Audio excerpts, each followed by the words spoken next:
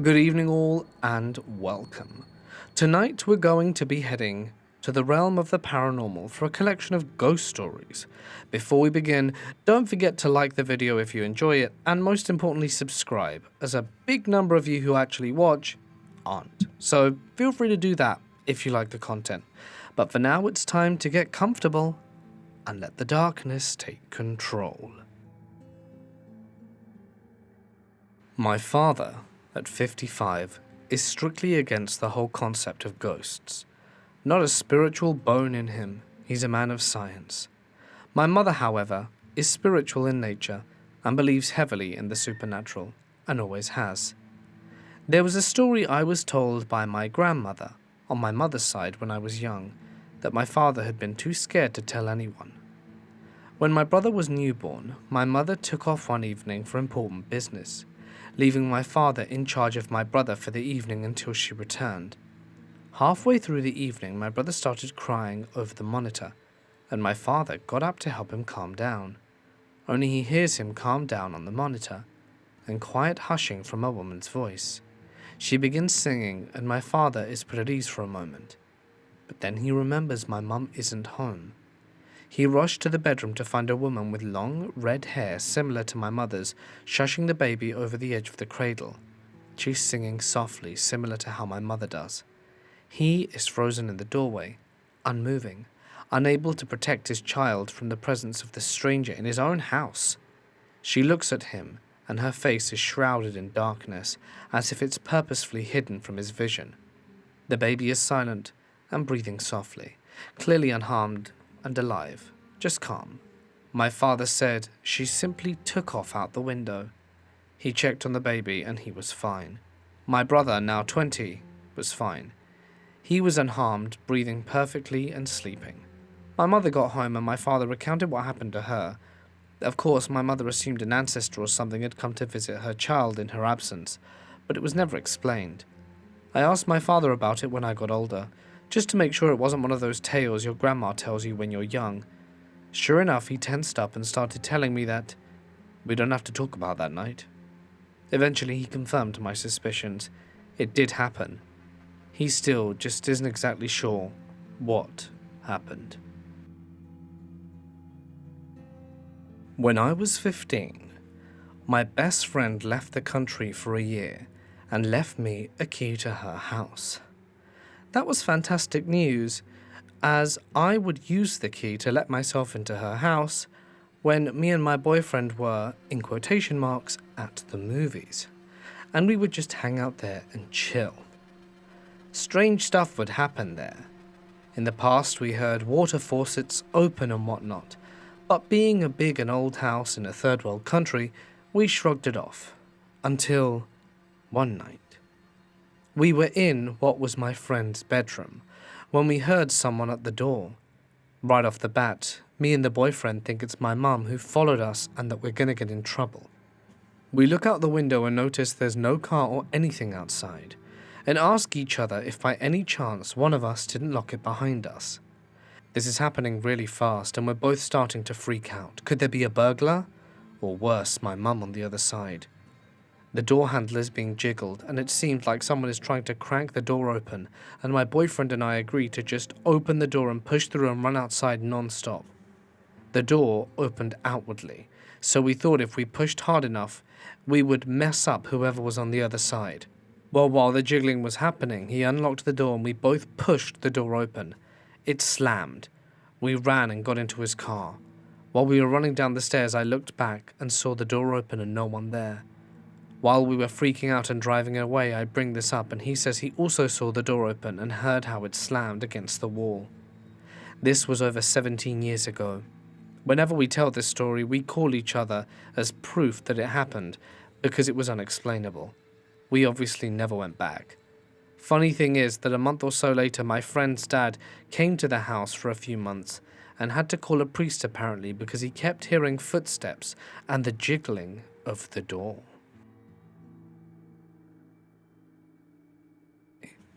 I would have been about a year old. I was asleep in the nursery, and my parents were awake in bed talking before going to sleep, when all of a sudden they heard an adult voice loudly go, "Shh," from the nursery. They both bolted up out of bed and rushed into the nursery to find me awake, but thankfully alone. They never told anyone because who would believe it? There was also an incident with my ma around that time. My dad had gotten up at around 5 a.m. to go to work and she was in bed, deciding whether to get up or sleep a bit more. She decided to get up, and as she stepped out of bed, someone reached out from under the bed and grabbed her foot hard. She immediately pulled herself back up on the bed and was frozen there in fear for some time, waiting for someone to speak or make the bed move, or start crawling out from under. Eventually, she flew out the door, grabbed me, and then a weapon. But when she worked up the courage to go back to their room and look, of course there was no one there. Again, my parents never told anyone, because it sounds crazy. I tend not to believe in ghosts or spirits, but the stories really freaked me out. It's really disturbing to be with someone one day, and the next day, they're dead. When in this case, the lines fall along the same terms with me and my father. To begin, my dad had a long-term childhood friend that he grew up with throughout all his young, juvenile years. Their bond was very unbreakable to the fact that an argument was very unlikely between the both of them, but over the course of years, as both matured and began to have children, it was very, very common that I would look at my father's friend as an uncle. So to me, my father's friend was Uncle Paxton. I could roughly recollect a lot about him, but not a full description of what he used to look like since he passed when I was around 5. The best memory I can remember of him was the day right before he died. It was just a standard day compared to others when Uncle Paxton would be around hanging at the house, but from my father's recollection, he had made a money-betted game that was supposed to take place 2 days after he passed. The game they had betted on was Madden 09, but due to Uncle Paxton's death, the game couldn't be carried on. And as for my father, well, let's just say he didn't take it so easily the first few weeks after he was gone. But very soon my father began to accept the fact that his long-term friend or brother was gone. It's a tough pill to swallow, but what else may life have held for us individuals? The least we can do at times like this is grieve and then move on. Well, that wasn't the case for my father. The paranormal sightings for my dad regarding Uncle Paxton didn't begin until months after his passing. My dad normally kept things like this to himself, never revealing anything to a single soul. But the sightings for him started so seldom to more and more frequently as time progressed.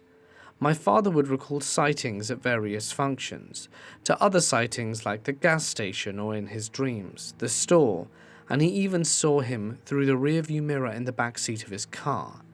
This being the reason for how my father nearly veered into another lane, almost causing a wreckage, but he caught composure, and just as Uncle Paxton's apparition, vanished in an instant.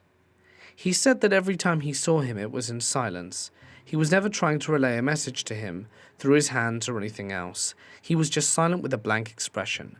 There were countless times when my father would be around me, and times I would stare up at him, and he would be in shock. I'd often pull on his pant leg to bug him about my necessities, or other such things a kid may have asked or wanted, but even I would be in a sort of blow seeing my father so shocked and tranced off into a dead space. It didn't make sense to me until now, since my father has told me this story. The sightings for him have gotten so out of control to where my dad has begun to lose sleep. This carried on for about a year until my dad decided to seek help. He didn't get assistance from anyone he knew, since he still wanted to keep it from people. But I forgot what type of person he got help from. My father never really considered stuff like this, being so petrified he wanted to try anything to cease what he was undergoing at the moment. So somehow, he managed to get in contact with this woman, who claimed to help those with experiences dealing with the paranormal. And the following week or so, he seeks help from the woman and tells her his story about him and his friend. One of the initial things she asks is there some type of event or occurrence that was supposed to take place before his passing? It took my father a moment to think, and then it clicked. The last thing they were supposed to do was play Madden together one last time, but Uncle Paxton died before he could even get the chance. The woman then replied with, Sometimes those who are dead cannot proceed into the afterworld because there is something on this side holding them back. She then proceeded to tell my father that if he wanted the sightings to end, then he would have to finish and seek the task that's keeping Uncle Paxton held in my father's life. The last tip she left with was wait until everyone in the house was gone, turn off all the lights, shut the curtains, light a candle, and proceed to turn on the console. And the following day after my dad returned home, he did just that after dropping me off at school that morning. He said he followed every step the woman had recounted to him before turning on the console, and I kid you not, as soon as he did so, the door that we had to the attic connecting to the dining room burst open, and right after that my dad recalled feeling a gust of wind blowing past him. As the Madden game started, my dad said he began playing with who he believed to be his deceased friend. He had both remotes connected, and although the other remote never moved out of its place where he'd left it, the screen showed otherwise. During this experience, my father recalls being more dejected than spooked, but said that at the end he felt a huge wave of relief hit him, and after that the sightings of his friends stopped. My dad never told me who won that game. He said the least he could do was keep it a secret. Also, I was one of the only people my dad told this story to, and the only reason he had started to tell me this story is because of me asking why he used to be so revered at one point in time when I was younger. After asking, he began to tell me why. I'm 24, and can assure you that his story chilled me to the core for a while. I will preface this by saying that I am on the fence about my belief in ghosts. I think there are too many witnesses, too many videos, and too much evidence for there to be nothing going on. However, I have my doubts about the authenticity of orbs and electronic voice phenomena, especially involving those who set out to prove that ghosts exist, more so if those people are making a television program on the topic. I have no evidence, just my word against the world. I'm not here to prove anything. All I can say is what happened to me, and I can't explain it. Let me take you back about 20 years ago. It was August, and I was on break from college in Chicago. I was visiting back home in Ann Arbor, Michigan, and had brought a friend from college with me, Mike. During the day, we had gone with another friend called Aaron to the old sanatorium grounds on the outskirts of the town of Howell. Originally, the Michigan State Sanatorium was used to treat patients with tuberculosis. After antibiotics and vaccines led to a huge drop in cases, the place became the Hillcrest Center for Developmental Disabilities. The buildings had been torn down in the 80s, however the area was still creepy, like finding fire hydrants randomly in the woods, and steeped in urban legends, such as there being inaccessible tunnels that had long ago filled with snowmelt and rainwater. We never found the tunnels, but what we did find was something that looked like it might have been an entrance to a building at one point. It had two extremely overgrown evergreen shrubs alongside a couple of waist-high decorative walls. The walls composed of stacks of hand-sized stones bonded with concrete. They were crumbling from age and neglect. We thought it was a cool and creepy find, so much so that Aaron pried a stone from the wall as a souvenir. Later we stopped by the Ann Arbor Denny's to hang out with the campers, a name given to those who routinely hang out at the 24-hour restaurant to smoke, drink coffee, and socialize. Aaron proudly displayed his stone on our table, which caught the attention of our waiter, a friend of ours called Sebastian. He was one of those people who considered himself either a psychic or an empath, something along the lines of the sixth sense. I always just go along with those type of claims. I can neither prove nor disprove someone is psychic. I figure as long as no one's getting hurt, what's the harm in letting them believe? Anyway, Sebastian's smile dropped upon seeing the stone and he inquired about it. After telling him how we obtained it, Sebastian insisted Aaron put it away as it had a bad energy. The idea of the stone having negative attachments eventually led to plan for Aaron, Mike, and I to go back to the sanatorium grounds that night. except this time we would be joined by a fourth person, a Denny's camper called Steve. Sometime after midnight, probably 2 in the morning, the four of us were driving down Sanatorium Road. Due to the brightness of the full moon, we easily found the old entrance. It was at that point when things got weird. Aaron began pacing around in a rage, occasionally kicking and cussing. The impression we got was that he was possessed by a spirit. Whether or not this was true is impossible to verify. Aaron had a history of embellishment to make his stories more dramatic or exciting, and also had ADHD and years' worth of anger issues. Him behaving erratically wasn't exactly uncommon. As usual, I just went along with it. Soon after, Steve started acting differently. His attitude went from upbeat to subdued, and he started talking in a somber tone. He proceeded to sit on the ground, his back against part of the stone wall. To find out what was going on, Mike and I tried talking to him.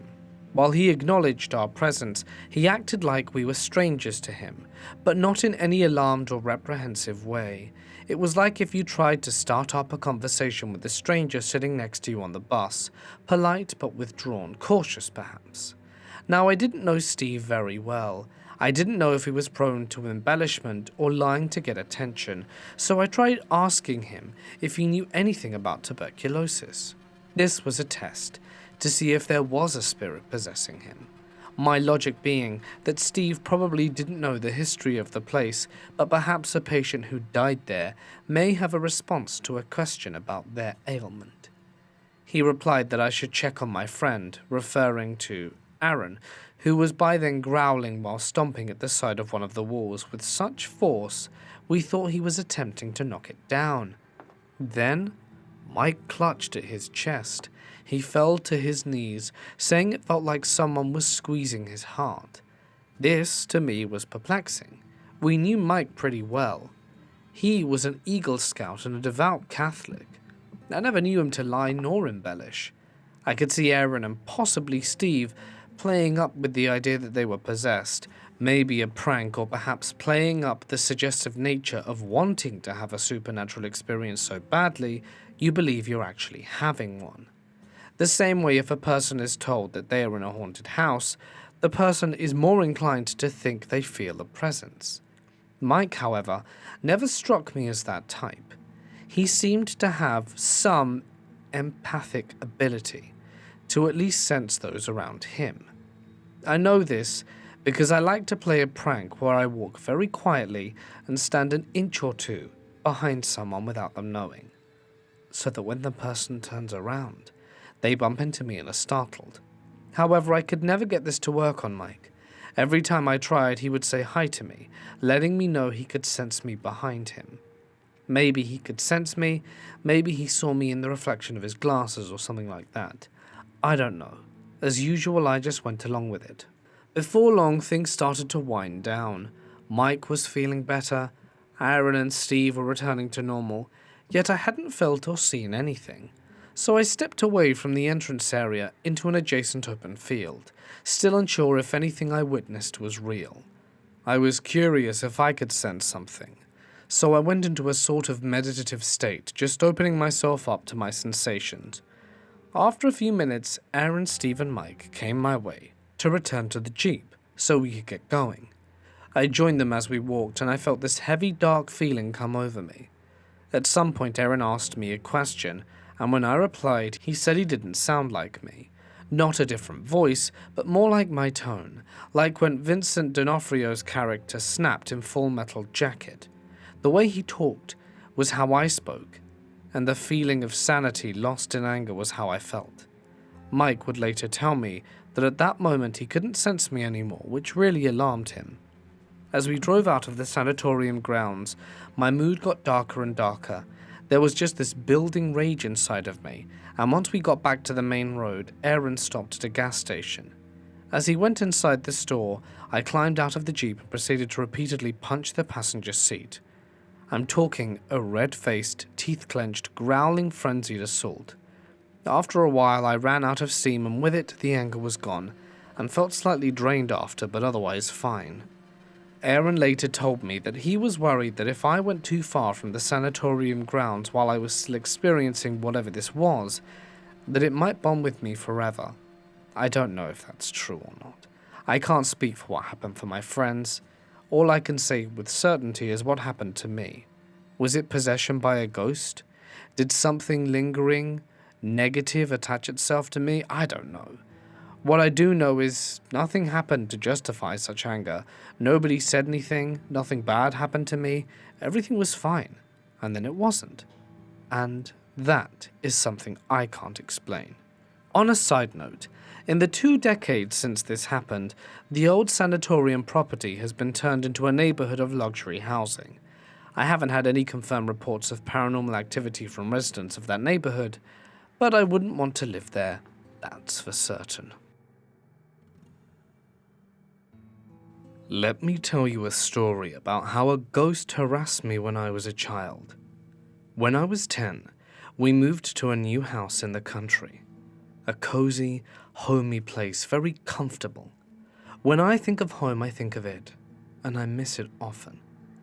I like to imagine I'll go back to it someday and buy it. That being said, it was the oddest damn house. From what I understand, it had started life in a nearby town, and then was physically moved about 6 miles out. Someone then tacked on about 25% more house, I think the family who lived there before us, and I'm told it was some creative DIY. Anyway, they tacked on the new master bedroom and bath and extended the living room, then an enclosed screened-in back porch. My parents got the new master, my sister and I got the original master, behind was this newer porch add-on, and I have no idea why they added that porch because it just made our room dark all of the time. The moon had to be large enough and set or rise at just the right time for us to get light in there at night. A whole year passes and we're very happy. We liked the house, but sometimes, about 30 minutes to an hour after my sister and I turned out the lights in our room, something would start bumping in the attic.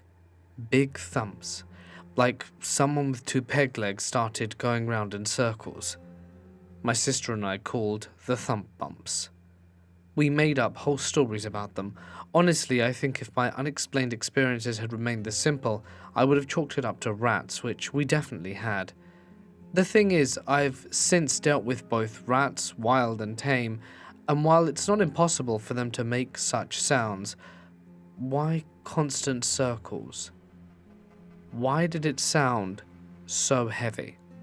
And if it were jumping, you'd hear the answering slap of its tail. Also, rats have their very own lives to run. They're not automated. Why take enormous bodily leaps and circles in a steady, rhythmic pattern for 2 to 3 hours at a time, several days a week? But whatever, we weren't afraid. It was odd, not bad. Early summer rolls in. I've turned 11.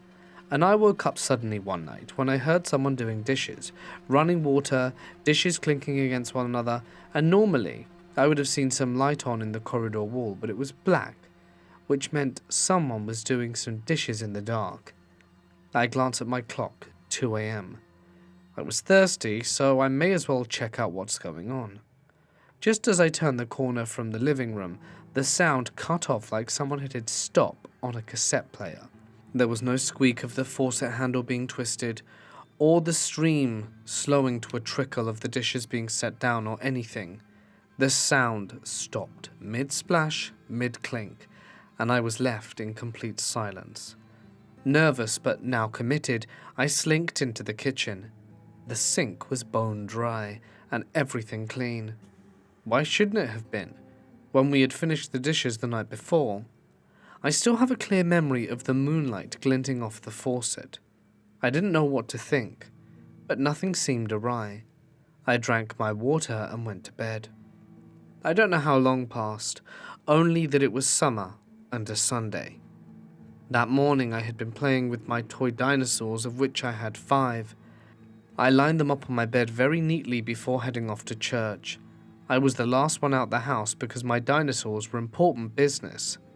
Well, when we had finally returned, my parents unlocked the door, and in we tromped. My brother first, who turned into his room ahead of me. and then me second. I stopped right in the doorway and I felt real fear hit me for the first time.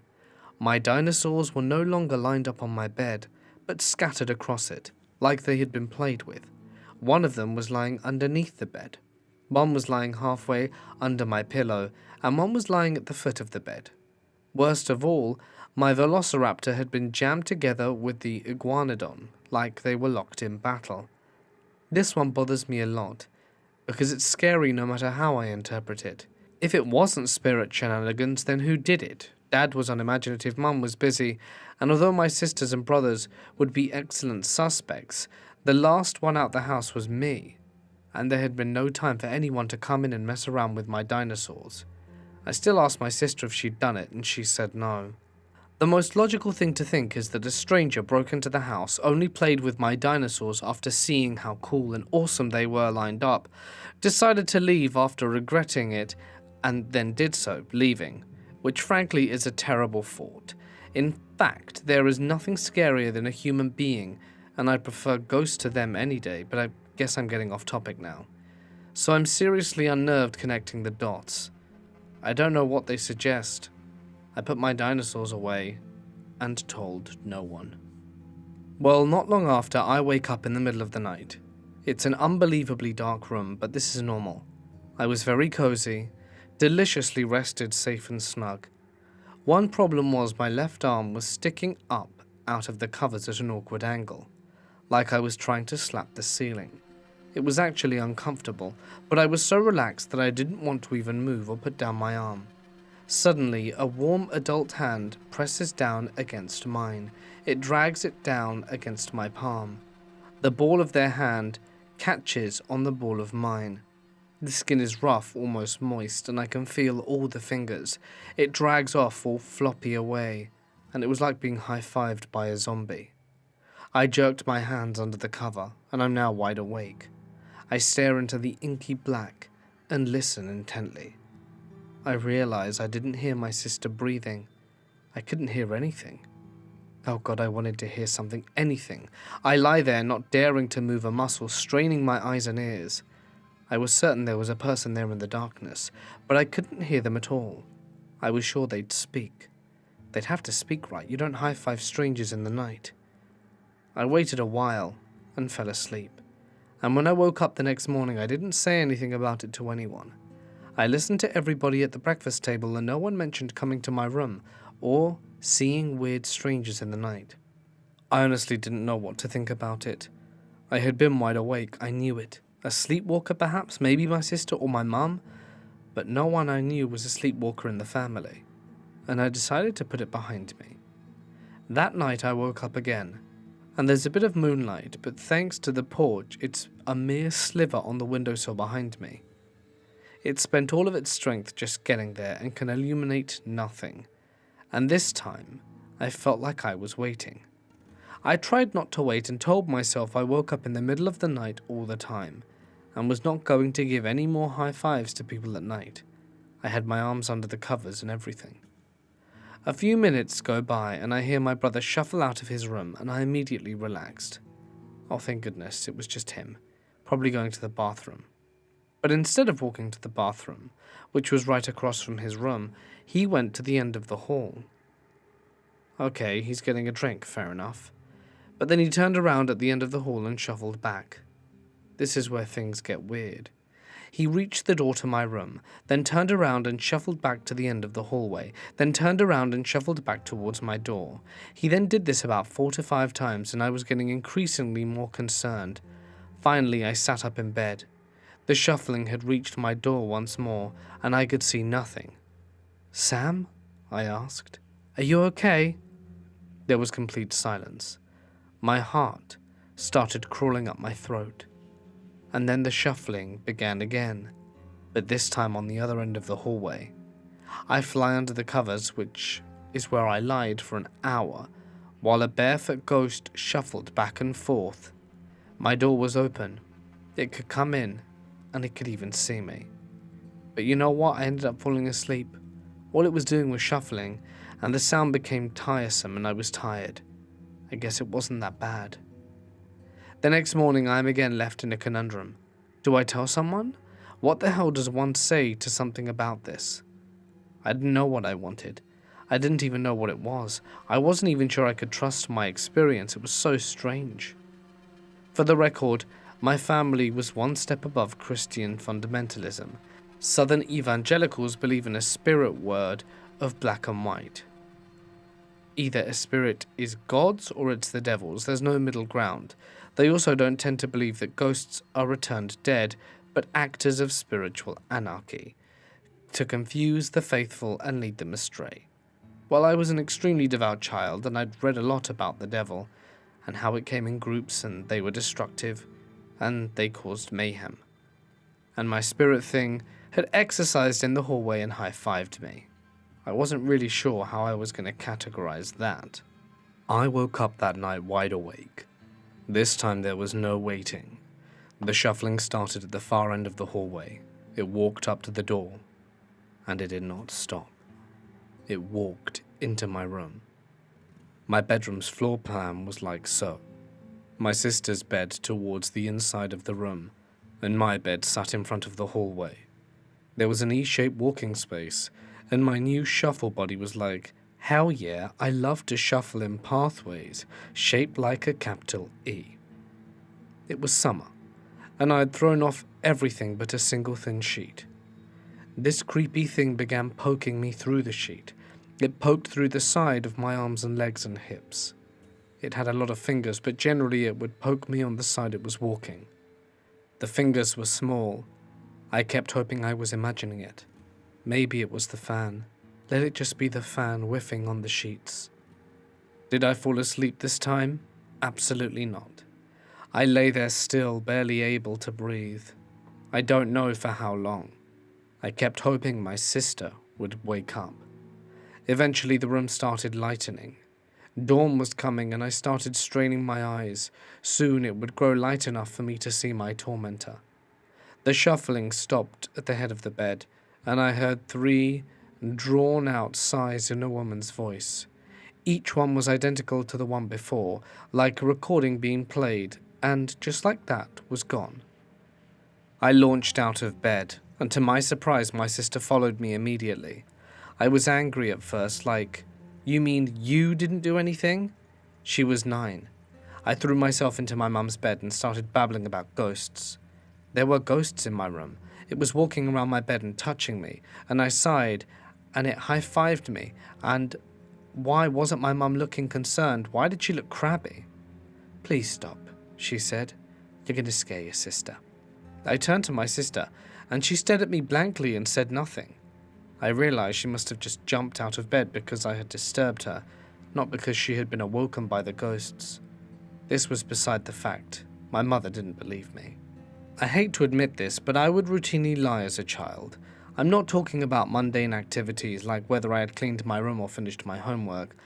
I'm talking about today I saw a dragon while riding the bus, or I found a magical pool full of fairies. The only thing worse than being disbelieved by my own mother was the realization that I had played myself. I was the boy who cried wolf, but instead of the wolf, it was the shuffle ghost. So that night I prayed before I went to bed, threw on my comforter even though it was uncomfortably warm, and when I woke up suddenly that night, right on the dot, I woke up afraid and mad. Like, let's throw hands. If Mum wasn't going to help me, I had to help myself. Right on schedule, the shuffling begins from the end of the hallway in the room, and the moonlight is starting to pool on the floor, but it's not illuminating and the ghost isn't getting very close to it. Thankfully, no more poking. It's only gotten 3/4 of the way into its cycle when I leap out of bed, ball my hands into fists and stand straight, throw my shoulders back, and this was great. Everything was so far going as planned. I was 11 years old, and nobody is afraid of babies except for smaller babies. The ghost stopped. I could feel it regarding me from the corner. It felt so apathetic. I groped around for something to say and pulled out the verbal equivalent of the housewife who starts throwing flower pots and ballpoint pens at home intruders. "You better not hurt my sister," I said loudly, hoping my sister would wake up. And she didn't. I stood there in silence, feeling dumber by the second. I was going to try and fist fight a ghost?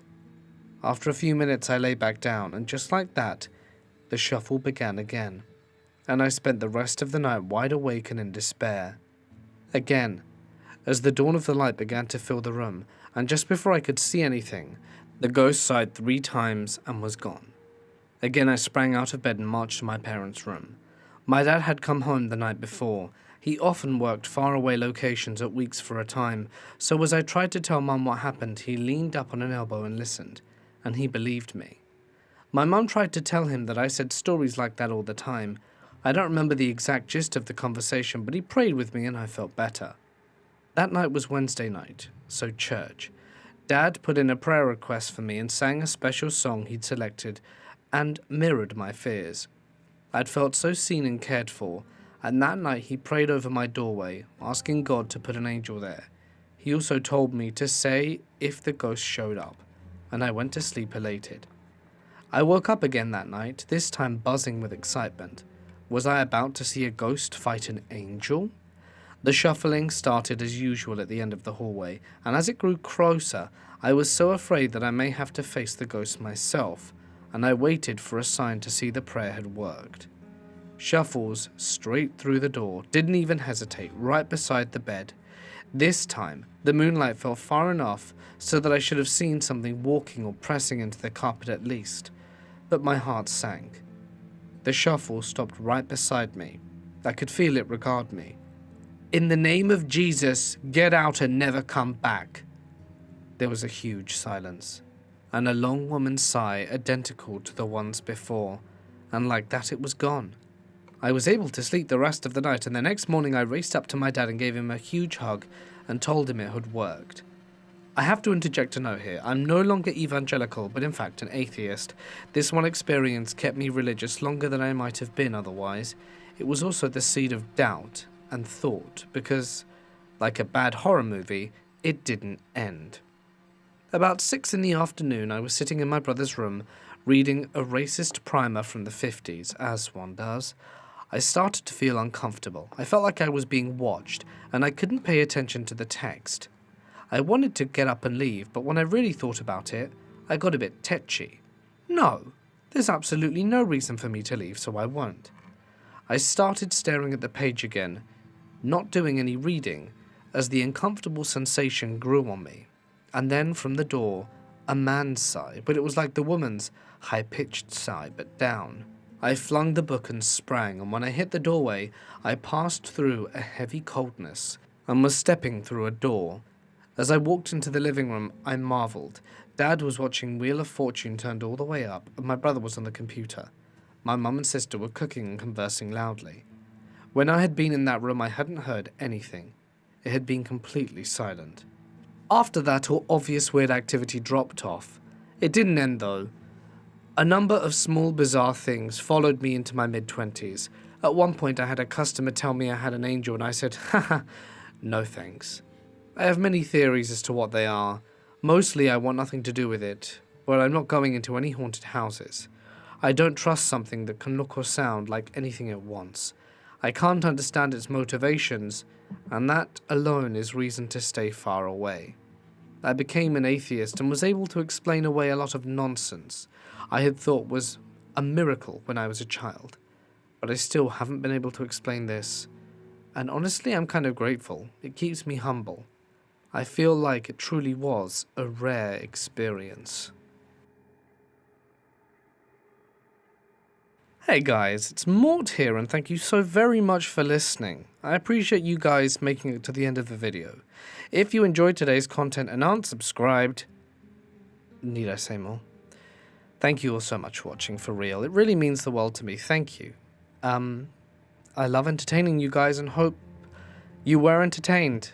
I want to give a special and huge thank you to my members and patrons whose names are on screen. You guys are amazing. Thank you so much for help keep the channel running. You don't know how much it means to me. Thank you.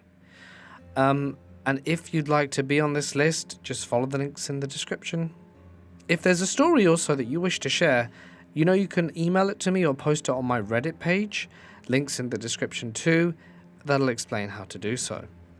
Alright then guys, I'm going to leave things here. If you want to watch another video, you can find one on link here. Just imagine me pointing, look, it's right there. Or there. and hopefully see you in the next one. Stay safe.